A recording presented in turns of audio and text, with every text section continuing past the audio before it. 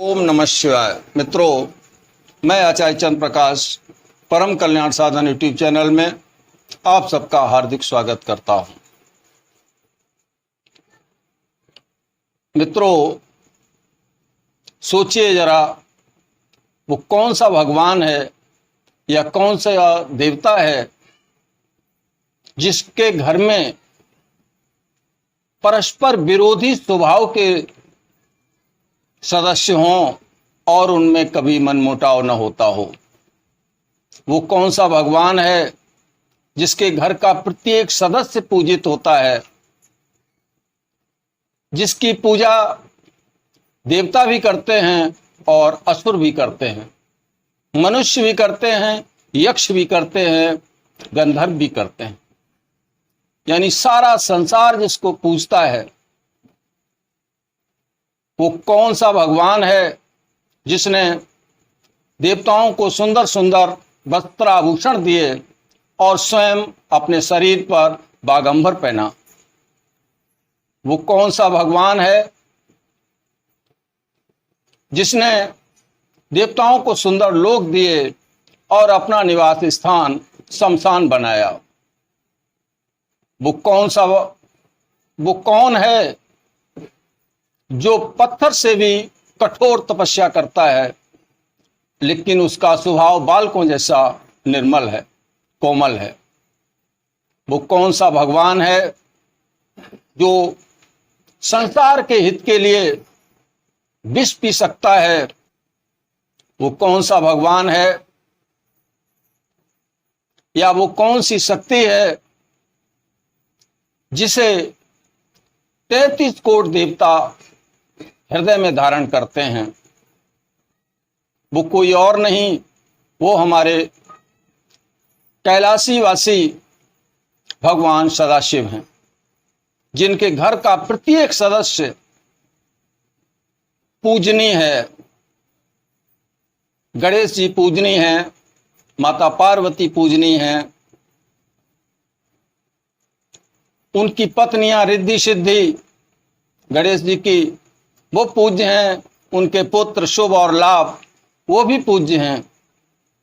जिनका मयूर और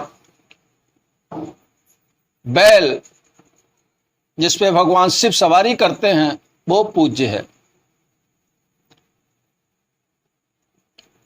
तो आज मैं उन्हीं भगवान सदाशिव के बारे में इस वीडियो में चर्चा करने जा रहा हूं। हमारी चर्चा का विषय है कि हम कैसे जानें कि भगवान सदाशिव की हमारे ऊपर कृपा दृष्टि हो चुकी है। वो कौन से संकेत हैं जिनसे हम जान सकते हैं कि भगवान शिव हमारे ऊपर कृपालु हैं, दयालु हैं। तो आइए इस विषय पर चर्चा करते हैं। चर्चा करने से पहले मेरा आपसे निवेदन है कि यदि इस चैनल पर पहली बार वीडियो आप देख रहे हैं तो इस चैनल को सब्सक्राइब करके बेल आइकन को प्रेस कर दें और उसे ऑल पर सेट कर लें, ताकि आने वाली हर वीडियो का नोटिफिकेशन या इसकी सूचना आपको समय से प्राप्त हो सके। तो मित्रों, जब भगवान शिव की कृपा किसी भी साधक के ऊपर होती है तो भगवान शिव की तरफ से उसे कुछ संकेत मिलते हैं। उन संकेतों में पहला संकेत है, जब हम ओम नमः शिवाय मंत्र का जाप करते हैं तो सबसे पहले उसके अभाव की पूर्ति होती है। आर्थिक अभाव दूर होते हैं, उसकी आर्थिक अभाव के कारण होने वाली समस्याओं का निराकरण भगवान सदाशिव स्वयं कर देते हैं। अगला संकेत मिलता है कि यदि घर में किसी भी प्रकार की नकारात्मक शक्ति है तो उनका मंत्र जाप करते ही वो उस घर से निकल जाती है। यदि आप संकल्प लेकर के मंत्र जाप करते हैं, ओम नमः शिवाय मंत्र का जाप करते हैं या महामृत्युंजय मंत्र का जाप करते हैं या श्री शिवाय नमस्तुभ्यम का जाप करते हैं, तो भगवान शिव का कोई एक गण, कोई एक सेवक उस घर में पूजा स्थल पर आ जाता है और हम उसके सुरक्षा घेरे में आ जाते हैं। संपूर्ण सुरक्षा का भार वही गण या सेवक वहन करता है। तो नकारात्मक शक्ति यदि घर में है तो उसकी ताकत नहीं है कि भगवान शिव के गण के आगे वो ठहर भी सके। लेकिन अक्सर ऐसा होता देखा नहीं जाता। उसका कारण है कि हमारी पूर्ण श्रद्धा, पूर्ण विश्वास अभी भगवान शिव में हो नहीं पाया है।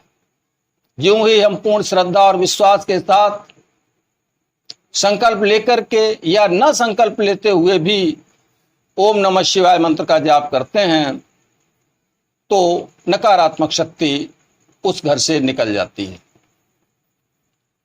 तीसरा संकेत मिलता है बीमारियों से रक्षा।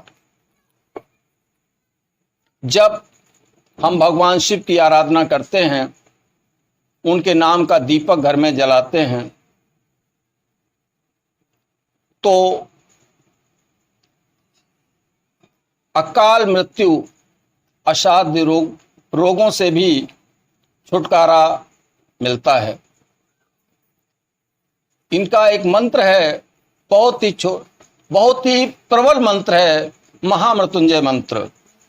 महामृत्युंजय मंत्र में अकाल मृत्यु को दूर करने की सामर्थ्य है, क्योंकि इसी मंत्र का जाप करते हुए बालक मार्कंडेय ने चिर जीवन पाया था। अगला संकेत मिलता है, जब हमारी साधना, जब हमारी पूजा उपासना थोड़ी गहराई में जाती है तो हमें भगवान शिव से संबंधित सपने आना शुरू हो जाते हैं। भगवान शिव के शिवलिंग के दर्शन होते हैं। किसी किसी को डमरू, त्रिशूल, सर्प आदि के दर्शन होना शुरू हो जाते हैं। दर्शन चाहे वो किसी भी रूप में हो, साधक को जब उसका अंतःकरण स्वच्छ और पवित्र हो जाता है तो इस प्रकार के दर्शन होना शुरू हो जाते हैं। हालांकि दर्शन दो तरीके से होते हैं, एक प्रत्यक्ष रूप से, एक अप्रत्यक्ष रूप से। जब प्रत्यक्ष रूप से दर्शन होते हैं उसके लिए हमारे अंदर उसी के समकक्ष ऊर्जा की आवश्यकता है, क्योंकि हमारा शरीर उनके तेज को सहन नहीं कर सकता है।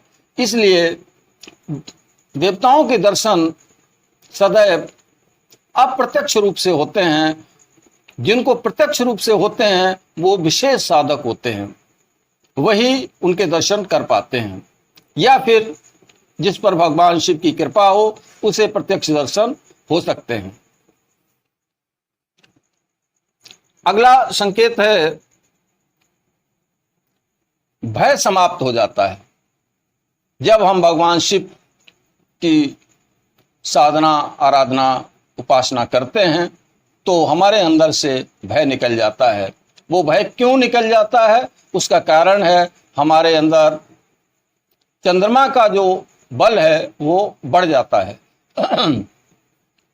जिस व्यक्ति का चंद्रमा सबल होता है वह व्यक्ति अभय हो जाता है, निडर हो जाता है।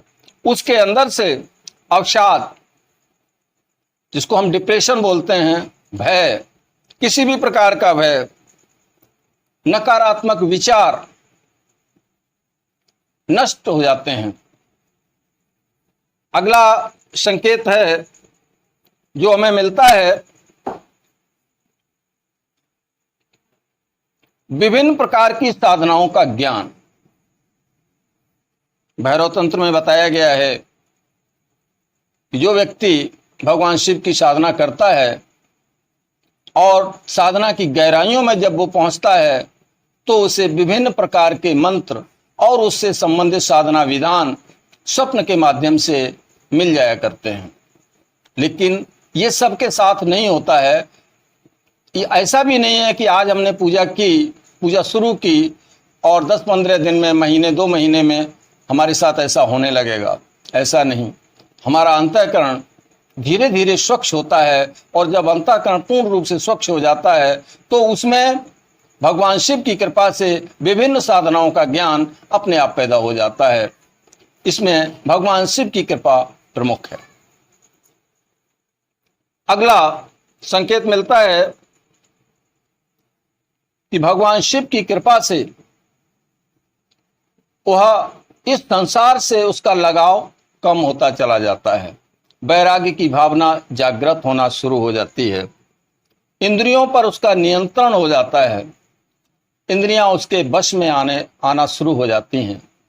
भगवान कृष्ण गीता में कहते हैं कि ध्यायतो विषया नपुंसः संगात संजायते कामः कामात् क्रोधो विजायते क्रोधात् भवत् सम्मोहात् स्मृत विभ्रमः स्मृत भ्रंशात् बुद्धिनाशो बुद्धिनाशात् प्रणश्यति। विषयों का चिंतन करने से उनमें राग पैदा हो जाता है, और जैसे ही उनमें आसक्ति पैदा होती है, उसमें जब बाधा आती है तो क्रोध पैदा हो जाता है। क्रोध पैदा होता है या फिर भय पैदा होता है। दो स्थितियों में से कोई एक चीज पैदा होती है, और क्रोध से मोह पैदा हो जाता है, मोह से बुद्धि भ्रष्ट हो जाती है, और बुद्धि भ्रष्ट होते ही उस साधक का पतन हो जाता है। लेकिन जब हम भगवान शिव की साधना करते हैं तो भगवान शिव की कृपा से उसके अंदर वैराग्य की भावना जागृत होना शुरू हो जाती है, राग की भावना उसके अंदर से घटना शुरू हो जाती है। फिर धीरे धीरे उसका अपनी इंद्रियों पर नियंत्रण शुरू हो जाता है, और जब उसका इंद्रियों पर नियंत्रण शुरू हो जाता है तो उसका ध्यान टिकने लगता है। ध्यान टिकने पर आज्ञा चक्र उसका जागृत हो जाता है, और आज्ञा चक्र के जागृत होते ही उसका तीसरा नेत्र खुल जाता है, जिससे वो सूक्ष्म लोकों की यात्रा करने के लिए सक्षम हो जाता है, और विभिन्न लोकों की यात्रा करना शुरू कर देता है। यह भगवान शिव की कृपा के बिना असंभव है, क्योंकि भगवान शिव योग के देवता हैं, और वो हमें इस प्रकार से योग उपलब्ध करा देते हैं, जिससे बड़ी आसानी के साथ हम इस संसार सागर से पार हो सकते हैं। यदि आपके अंदर भी ऐसा कोई भी संकेत मिल रहा है तो ये आपका सौभाग्य है, आपको खुश हो जाना चाहिए कि भगवान शिव की कृपा हमारे ऊपर हो रही है, और देर अबेर हमें उन तक पहुंचने का मार्ग भी मिल जाएगा। यदि हम अपनी साधना चालू रखें और उसकी गहराइयों में उतरते चले जाएं, तो भगवान शिव की कृपा हमको प्राप्त होगी, और हमको मानव जीवन का जो उद्देश्य है, जिस उद्देश्य के लिए हमने इस संसार में जन्म लिया है, वो उद्देश्य हमारा सफल हो जाएगा। और वो उद्देश्य क्या है?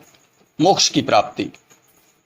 सो यदि हम भगवान शिव की आराधना श्रद्धा और विश्वास पूर्वक करते चले जाएं, तो ये हमारे लिए बहुत ही शीघ्र मोक्ष उपलब्ध कराने वाला साधन बन जाएगा। आशा करता हूं कि जो मैंने इस वीडियो में आपको जानकारी दी है आपके लिए उपयोगी साबित होगी और आपको पसंद भी आई होगी। यदि ऐसा है तो आप इस वीडियो को लाइक करें और अपने मित्रों में अधिक से अधिक शेयर करें। चलता हूं, मिलूंगा अगले वीडियो में नई जानकारी के साथ। तब तक के लिए ओम नमः शिवाय, ओम नमः शिवाय, ओम नमः शिवाय।